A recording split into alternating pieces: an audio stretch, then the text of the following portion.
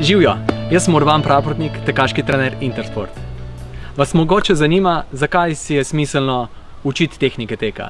Zakaj je smiselno piliti naš slog teka? Pri približno enem letu se večina otrok nauči hoditi. Pri približno 2 letih se večina otrok tako rekoč samodejno nauči tudi teči. Tudi moji otroci niso izjema. Sami so se naučili teči. Zakaj sem torej prepričan, da bi bilo zelo koristno, če bi vsi tekači čim več vedeli in tudi čutili tehniko teka? Zakaj ni dobro, da tečemo čisto spontano? Že več kot 20 let se ukvarjam s tem vprašanjem. V tem času sem pomagal k boljšemu teku že več kot 4000 tekačem. Sčasoma sem res ugotovil, kje se skriva izvorni greh, izvorni problem naše tehnike teka. Zakaj ta ni spontano optimalna? Morda je najlažje to predstaviti, ta problem, ta izvirni greh, pri sedenju. Če se jaz usedem, pokončno, le toliko časa, dokler želim tako sedeti. Če na to ne mislim, bo telo izbralo malo drugačen slog sedenja. Čez 10 do 15 sekund, brez razmišljanja, bo telo izbralo takšen način sedenja. Zakaj? Zato, ker je to bolj varčen način sedenja. Manj mišic dela in zato se varčuje z energijo. In ta varčevalni program se pojavlja povsod, pri vseh držah, pri vseh gibanjih. Vedno telo išče način, kjer bo lahko nekako z manjšo vključenostjo mišic opravil določeno stvar.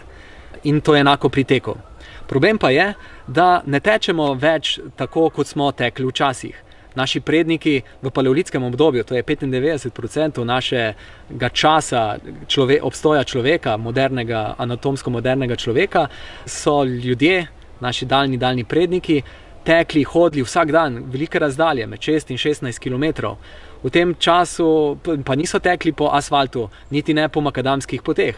Tekli so po, na primer, takšnih gozdnih poteh, kjer je polno kamenjev, korenin, skal, različnih vej, ki jih je bilo treba preskakovati in tako. In takrat ni čas za varčevalni program.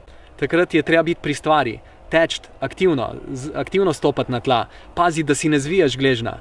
Po ravnih podlagah pa človek vedno v bistvu kar spontano se mu vključi ta varčevalni program, ko začne šparati z energijo in manj aktivno začnemo teči. Zato, če želimo izboljšati naš slog teka, moramo ga ozavestiti. Ozavestiti ga, da vemo, zakaj stopiti tako, zakaj ne drugače. Po mojih izkušnjah kar okrog 90% rekreativnih tekačev teče slabše, kot bi lahko. Žal se večina od njih tega ne zaveda. Zaradi tega imajo tudi slabšo tekaško izkušnjo in ne vejo, mislijo, da je tek pač takšen.